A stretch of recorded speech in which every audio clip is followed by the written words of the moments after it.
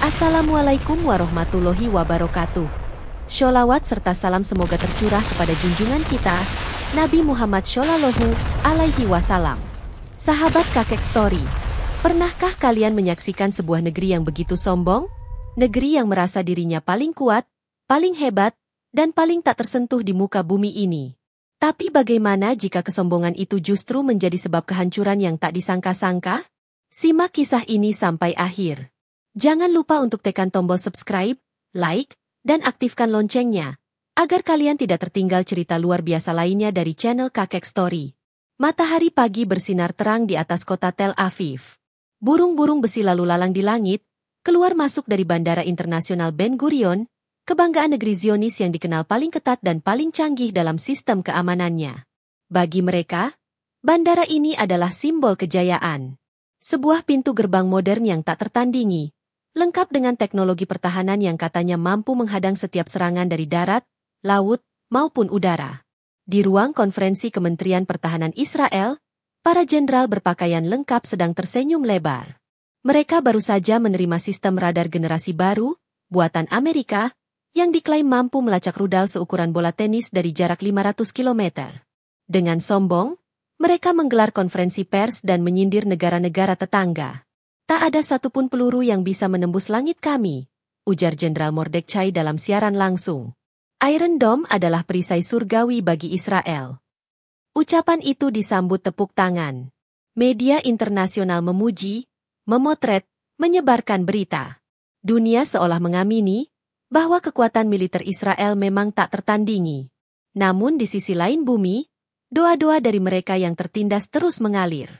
Doa-doa dari anak-anak yatim Palestina, dari para ibu yang kehilangan suami, dari kaum tertindas yang rumahnya dirobohkan oleh buldoser militer.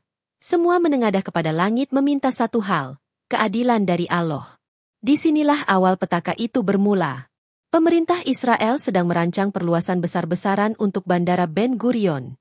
Proyek miliaran dolar itu bertujuan untuk menyaingi Bandara Dubai dan Doha. Mereka menertawakan negara tetangga, menghina kekuatan lain sebagai kerajaan pasir tanpa teknologi. Semua kontraktor, arsitek, hingga jurnalis internasional diundang ke acara peluncuran proyek perluasan yang digelar dengan megah. Selamat datang di masa depan. Israel adalah cahaya bagi bangsa-bangsa, ujar salah satu menteri dengan nada tinggi di panggung utama. Di layar besar terpampang video animasi bandara baru yang megah, jalur kereta bawah tanah, terminal canggih tanpa manusia, sistem AI yang mengendalikan lalu lintas udara. Semua bertepuk tangan. Tapi tak satu pun dari mereka sadar bahwa langit sedang mencatat kesombongan itu. Angin pagi berhembus lembut di Tel Aviv. Langit tampak jernih, seolah dilukis dengan warna biru yang sempurna. Tak ada awan gelap, tak ada suara peringatan. Semua berjalan seperti biasa di Bandara Internasional Ben Gurion. Para penumpang berdatangan dengan koper dan senyum. Penerbangan menuju New York, Paris, dan London sedang dipersiapkan. Terminal dipenuhi aktivitas. Namun, di balik semua ketenangan itu, ada sesuatu yang ganjil. Satelit-satelit milik militer Israel yang biasanya memantau wilayah sekitar, sejak dini hari menunjukkan hasil yang janggal. Tidak ada sinyal panas, tidak ada pergerakan militer, tidak ada jejak rudal. Bahkan, radar bawah tanah mereka melaporkan zona hijau sempurna. Sesuatu yang sangat langka, karena biasanya selalu ada sinyal acak yang muncul dari wilayah Lebanon atau Gaza. Sementara itu, di ruang kontrol lalu lintas udara, seorang teknisi pemula bernama Yosef merasa ada yang janggal. Ia menatap layar dengan alis berkerut. Sistem radar menampilkan grafik datar. Terlalu datar. Bahkan burung pun tidak terdeteksi di sekitar bandara. "Sir, apakah ini normal?" tanyanya gugup. "Normal sekali. Justru ini hari ideal untuk terbang," jawab atasannya santai. Tapi Yosef masih tak tenang. Ia merasa ada sesuatu yang diam tapi mendekat. Seperti mata badai yang sunyi sebelum menerkam. Di luar bandara, masyarakat Israel menikmati hari libur nasional yang disebut sebagai Hari Teknologi dan Kejayaan Pertahanan. Pemerintah menggelar parade militer kecil-kecilan, menampilkan drone canggih dan senjata otomatis. Di layar raksasa, video promosi memperlihatkan bagaimana Iron Dome menghancurkan rudal-rudal Hamas seperti kembang api. Mereka tertawa. Anak-anak bersorak. Semua terlena dalam euforia. Namun saat itu juga, seorang ilmuwan senior Israel bernama Dr. Nathan sedang berada di lab rahasia milik militer. Ia mendapati sesuatu yang tak pernah terjadi sebelumnya. Semua satelit pengintai Israel tiba-tiba mengalami jeda transmisi selama 2 detik. Dalam dunia teknologi militer, 2 detik itu bisa berarti kematian massal. Ini mustahil. Tak ada satupun logika yang bisa menjelaskan kenapa sistem kita blackout 2 detik. Gumamnya. Ia segera menghubungi markas pusat, tapi sinyalnya tersendat. Komputer di labnya tiba-tiba restart sendiri. Dan saat menyala kembali, hanya satu pesan yang tertulis di layar. Waktumu telah tiba. Di langit yang semula jernih, mendadak muncul titik-titik kecil. Begitu kecil, hingga radar militer tak mampu membacanya. Tak ada bunyi. Tak ada alarm. Bahkan sistem Iron Dome, yang selama ini dibanggakan sebagai perisai langit Israel, tidak bereaksi. Semua sistem pertahanan tetap diam, seolah lumpuh. Tiba-tiba, boom! Ledakan pertama menghantam menara kontrol utama bandara. Suaranya memekakkan telinga. Gelombangnya mengguncang seluruh terminal. Kaca-kaca jendela pecah. Alarm darurat baru mulai meraung, tapi terlambat. Dalam hitungan detik, rudal-rudal lain mulai menghujani langit Tel Aviv dari berbagai arah, utara, selatan, barat, bahkan dari arah laut. Puluhan, ratusan, ribuan rudal muncul entah dari mana. Mereka meluncur dengan presisi tinggi, menghindari setiap radar dan sistem pelacak. Teknologi yang dibanggakan Israel tak bisa menjelaskan dari mana asal mereka, siapa yang meluncurkan, dan bagaimana bisa semua ini tak terdeteksi. Komandan Pertahanan Udara Israel, Kolonel Avraham, berdiri membeku di ruang kontrol. Wajahnya pucat. Apa yang terjadi? Mana respons Iron Dome? Teriaknya panik. Seorang teknisi militer menjawab dengan suara gemetar. Sir, Iron Dome tidak aktif, sistemnya tidak mengenali rudal-rudal itu sebagai ancaman, seolah-olah rudal-rudal itu tidak tercatat dalam sistem dunia ini. Apa? Sementara itu, terminal utama Bandara Ben Gurion menjadi lautan api. Api membubung dari landasan pacu yang porak-poranda. Pesawat-pesawat terbakar satu persatu. Mobil-mobil pemadam tak mampu bergerak karena semua jalur terhalang reruntuhan. Asap hitam membumbung tinggi, menutupi langit kota. Seorang turis asing yang selamat dari ledakan berlari keluar bandara sambil menjerit. Ini bukan serangan manusia. Ini seperti azab dari langit. Di dalam bunker rahasia bawah tanah, Perdana Menteri Israel baru saja menerima laporan dari stafnya. Semua satelit komunikasi telah mati. Internet global lumpuh. Sistem koordinat GPS hilang. Kami tidak bisa menghubungi militer di wilayah utara maupun selatan. Kami buta, Tuan Perdana Menteri. Sang Perdana Menteri hanya bisa duduk lemas. Tangannya gemetar. Siapa? Siapa yang melakukan ini? Tak seorang pun menjawab. Tiba-tiba layar monitor bunker menyala sendiri. Tak ada sinyal internet. Tapi gambar itu muncul begitu saja. Sebuah video pendek, berdurasi 5 detik. Di layar hanya ada seorang anak kecil Palestina, berdiri di depan puing-puing rumah yang hancur. Di belakangnya, asap dan reruntuhan. Anak itu menatap kamera, lalu berkata pelan, "Doa kami sampai pada Allah." Dan Allah menjawab. Layar kembali gelap. Di atas langit Palestina, anak-anak memandang jauh ke arah barat. Mereka melihat asap membubung dari arah Tel Aviv. Kota yang selama ini menjadi lambang kekuasaan dan kesombongan itu kini berubah menjadi lautan api dan puing-puing. Tanpa pasukan. Tanpa invasi. Tanpa tanda. Hanya ribuan rudal yang datang dari langit, tak bertuan, tak bernama, tak dapat dijelaskan oleh teknologi manapun. Para ulama tua di Gaza menangis. Allahu Akbar. Allah telah menjawab semua doa. Bukan dengan tangan manusia, tapi dengan kekuasaannya langsung. Di saat yang sama, pusat berita dunia gempar. CNN, BBC, Al Jazeera, semuanya kehilangan sinyal. Tapi satu pesan misterius muncul di berbagai layar digital di seluruh dunia, dengan latar langit merah dan suara petir. Jika kalian mengira dunia ini milik kalian, maka langit akan berkata, tidak. Tel Aviv runtuh. Bandara Ben Gurion hancur. Dan untuk pertama kalinya dalam sejarah, Israel mengalami azab tanpa bisa menyalahkan siapapun. Asap hitam masih menggulung dari Bandara Internasional Ben Gurion. Api belum juga padam. Ambulans, pemadam, dan tentara berlomba menyusuri puing-puing mencari korban selamat. Namun suara tangis dan jeritan lebih mendominasi dibanding instruksi militer. Sirine meraung bersahut-sahutan, menambah sesak udara yang sudah dipenuhi bau mesiu dan besi terbakar. Tel Aviv lumpuh. Jalan-jalan utama ditutup, listrik padam di hampir seluruh sektor kota, dan sinyal komunikasi hilang sepenuhnya. Beberapa jaringan seluler hanya menyisakan notifikasi "no service", membuat jutaan penduduk panik karena tak bisa menghubungi keluarga mereka. Supermarket diserbu, orang-orang berebut makanan dan air bersih. Beberapa bahkan mulai menjarah toko-toko elektronik yang sudah tak ada penjaga. Kepanikan semakin meluas. Di salah satu rumah sakit besar, dokter dan perawat kewalahan. Korban luka datang bergelombang, kebanyakan terbakar atau terkena reruntuhan. Listrik darurat menyala, tapi tidak cukup untuk semua ruangan. Generator kehabisan solar. Beberapa pasien yang harusnya masuk ICU hanya bisa ditangani dengan kipas tangan dan doa. Ini seperti neraka, kata seorang perawat muda dengan mata berkaca-kaca. Sementara itu di ruang bawah tanah markas militer Israel, para jenderal berdebat sengit.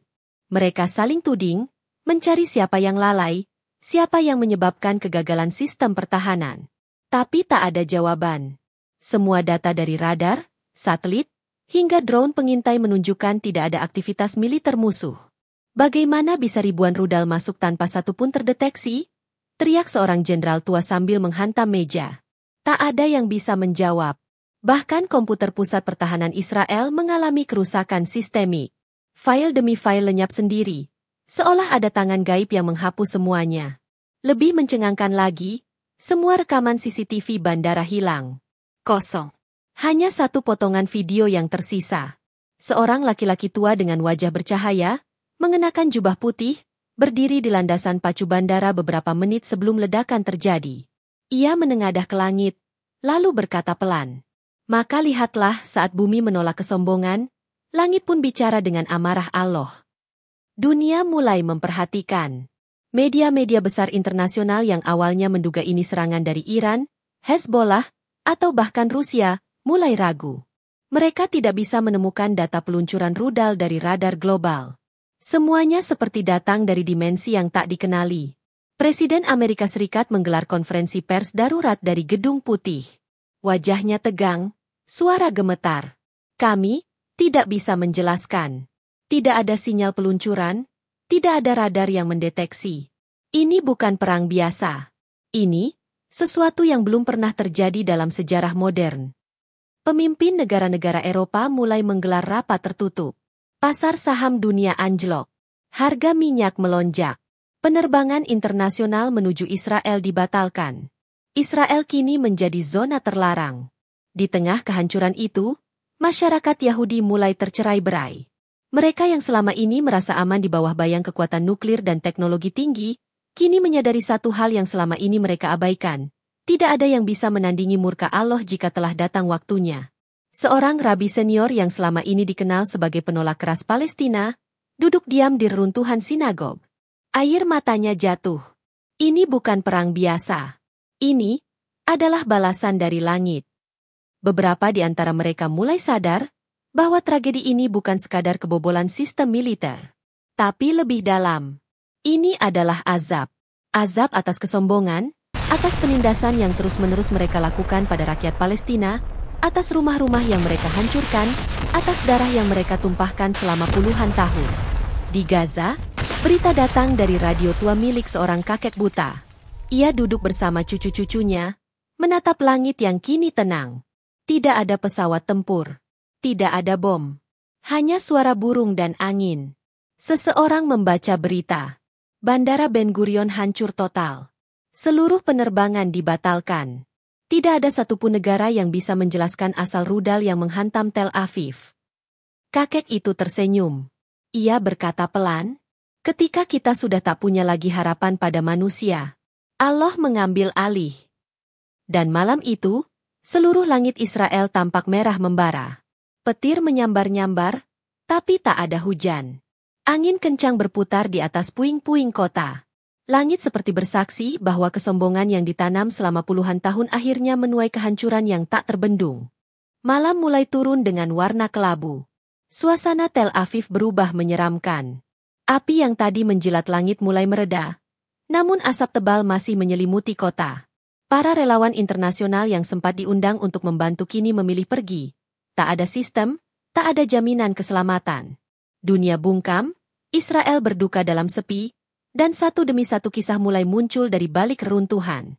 Salah satunya datang dari seorang pria tua bernama Eliyahu Ben Ari, mantan pilot tempur Angkatan Udara Israel. Namanya dulu terkenal di berbagai media sebagai pahlawan dalam serangan ke Gaza, Ramallah, dan bahkan Lebanon Selatan. Wajahnya pernah muncul di koran-koran Yahudi sebagai lambang kemegahan langit Zion.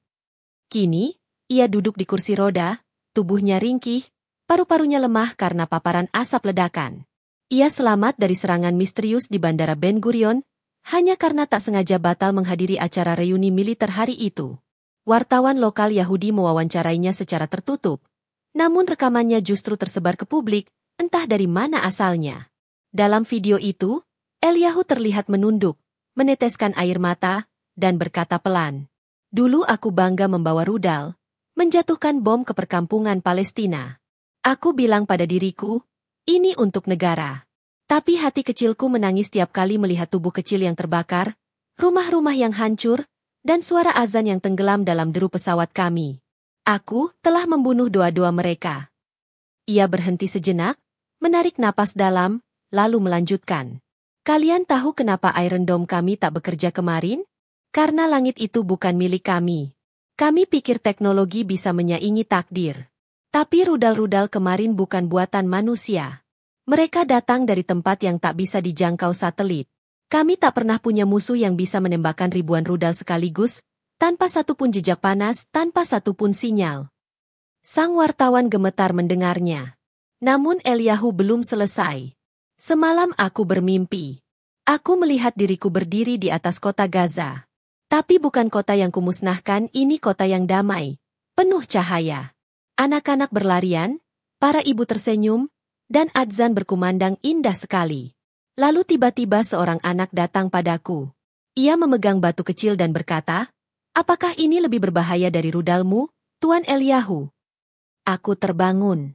Dan saat melihat langit merah di atas Tel Aviv, aku tahu mimpi itu bukan sekadar bunga tidur. Itu adalah peringatan." Video pengakuan Eliyahu menyebar begitu cepat, bahkan menembus sensor pemerintahan. Komunitas Yahudi di luar negeri geger. Banyak yang mulai mempertanyakan, benarkah serangan itu dari manusia? Atau, seperti kata Eliyahu, dari langit yang marah? Sementara itu, warga Palestina mulai menatap dunia dengan mata yang berbeda.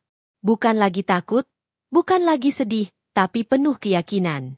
Mereka tahu, keadilan telah datang meski bukan lewat tangan mereka. Di Gaza, seorang pemuda hafiz Quran menulis sebuah kalimat di tembok masjid yang sudah lama rusak. "Jika bumi tak mampu menolong kami, maka langit akan melakukannya. Allah Maha mendengar." Dalam sebuah forum Yahudi liberal di Eropa, seorang profesor sejarah berkata lantang, "Bangsa yang membanggakan teknologi tapi menolak introspeksi, akan jatuh bukan karena kekalahan perang, tapi karena doa yang mereka remehkan. Lihatlah hari ini, negara yang tak pernah kalah perang, hancur hanya dalam satu hari dan kita tak tahu siapa musuhnya." Eliyahu kini tinggal di sebuah panti asuhan tua, menolak kembali ke rumahnya yang mewah. Ia setiap malam duduk di balkon, memandang langit dan membaca bukan Taurat, tapi lembaran-lembaran Al-Quran terjemahan bahasa Ibrani yang ia temukan dari sisa-sisa perpustakaan di jalur Gaza dulu. Dan malam itu, ia berkata pada seorang relawan muda, "Jika aku diberi satu hari lagi hidup, aku ingin ke Palestina. Bukan untuk terbang membawa rudal, tapi untuk meminta maaf dan mencium tangan seorang ibu yang kehilangan anaknya karena aku. Aku tahu, azab ini bukan untuk hari ini saja. Ini peringatan bahwa kesombongan bisa runtuh, jika langit tak lagi ridha." Pagi yang biasanya hangat di belahan bumi barat, kali ini terasa aneh. Matahari tampak pucat. Sinarnya redup tertutup awan kelabu. Sejak hancurnya Bandara Ben Gurion dalam satu malam, suasana dunia berubah drastis.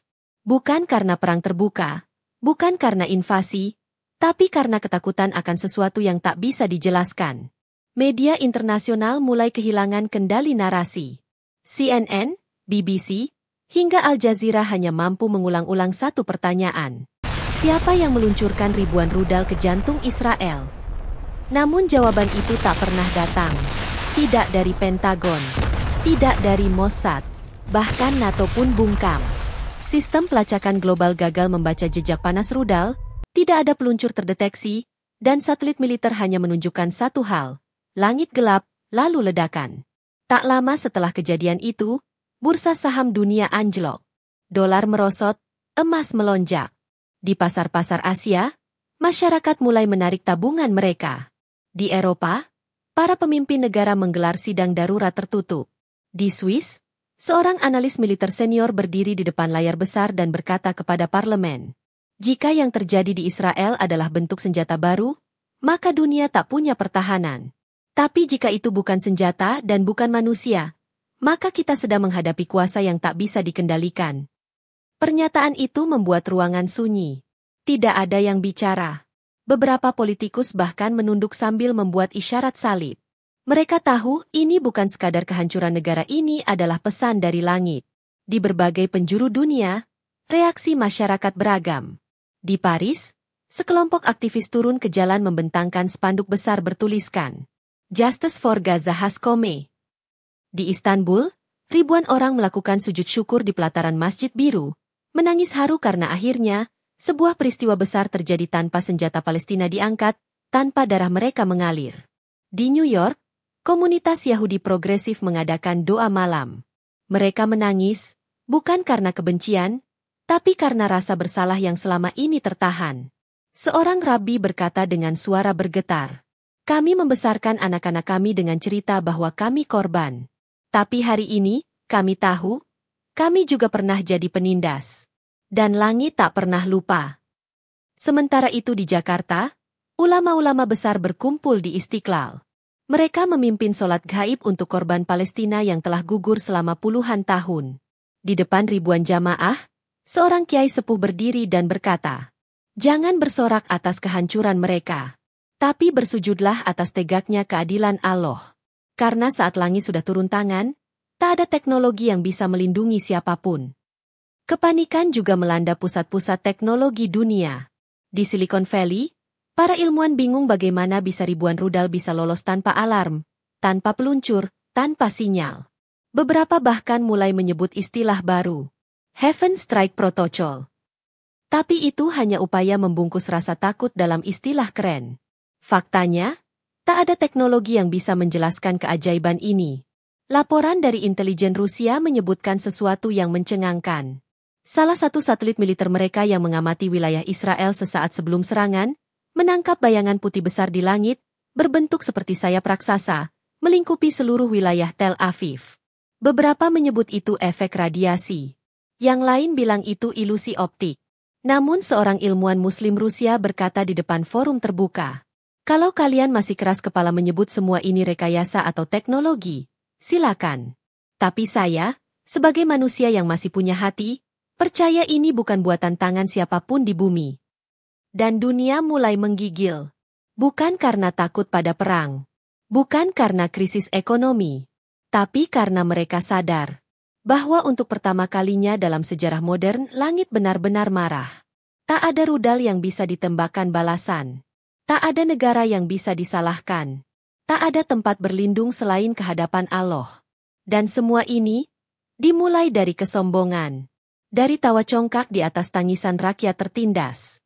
Dan ketika dunia diam, langit berbicara. Saudaraku, dunia tak lagi sama. Bandara Ben Gurion tinggal puing. Tel Aviv hancur tak bersisa. Tapi yang paling mengguncang bukanlah kehancuran fisik, melainkan kehancuran harga diri dan keangkuhan yang selama ini menjulang setinggi langit.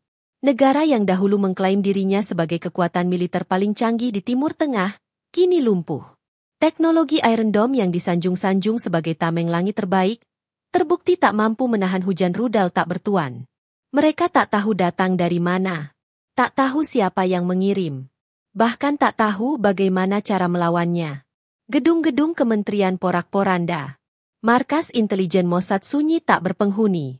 Pangkalan militer elit yang tersembunyi di bawah tanah kini tinggal lubang menganga. Dan untuk pertama kalinya dalam sejarahnya, Israel mengibarkan bendera putih. Bukan kepada negara manapun, bukan kepada musuh di bumi, tapi seolah mengaku kalah kepada langit. Dunia yang dulu diam, kini sibuk menyusun ulang makna kekuatan. Para pemimpin negara yang selama ini menjilat Israel, kini menunduk tak berani menyebut nama mereka. Bahkan Amerika Serikat pun tak berani mengirim bantuan militer. Mengapa? Karena mereka takut ikut dihantam sesuatu yang tak bisa dideteksi radar. Sementara itu, jutaan orang dari seluruh penjuru dunia mulai membuka mata. Mereka mulai membaca ulang sejarah Palestina. Mereka menonton ulang rekaman tank-tank yang menggiling rumah penduduk. Mereka menyimak kembali jeritan wanita Gaza yang anaknya terbunuh di pangkuan sendiri. Dan saat itulah, dunia sadar bahwa mereka pernah menjadi penonton dari kezaliman yang dilindungi oleh teknologi. Kini teknologi itu mati. Dan tak ada satupun negara berani berkata, kami tak bersalah. Di Yerusalem, suara adzan kembali menggema dari masjid-masjid yang sebelumnya sunyi. Tentara Israel tak lagi terlihat. Mereka menghilang, sebagian lari, sebagian tak kembali. Sementara rakyat Palestina mulai keluar dari tempat-tempat pengungsian bawah tanah mereka. Mereka bukan datang dengan balas dendam. Tidak membawa senjata, tidak menembak, tidak melempar batu. Mereka hanya sujud bersyukur meneteskan air mata. Karena Allah telah membalas untuk mereka. Tanpa perlu mereka angkat senjata. Di tempat lain, para cendekiawan Yahudi Ortodoks yang selama ini menolak pendudukan, kini berdiri di depan dinding ratapan dan membaca lembar-lembar kitab mereka dengan tangan gemetar. Mereka berkata, kita telah membuat dosa yang lebih besar dari sekadar merampas tanah. Kita telah menghina Tuhan dengan mengira bahwa teknologi lebih hebat dari takdirnya. Tak ada lagi yang sombong. Mossad diam. Pentagon tak berani bicara. Parlemen Israel bubar. Dunia bungkam. Dan hanya satu suara yang masih terdengar. Allahu Akbar. Suara itu tak lagi dianggap teroris. Tak lagi dituduh sebagai ekstremis. Karena dunia telah melihat bahwa di balik suara itu, ada tangan langit yang benar-benar berbicara. Wahai saudaraku, ingatlah, hari ini kita menyaksikan bagaimana sombong itu tak butuh musuh. Ia bisa hancur sendiri. Jika langit tak lagi ridha, dan siapapun yang menindas, sekuat apapun ia, sekaya apapun, setinggi apapun teknologi dan kekuasaan, jika ia melawan kebenaran, maka ia hanya sedang menunggu waktu. Karena ketika Allah sudah turun tangan, tak ada bunker yang cukup dalam, tak ada teknologi yang cukup canggih, tak ada negara yang cukup kuat. Dan ketika semua itu roboh, barulah kita sadar, tak ada lagi yang bisa sombong.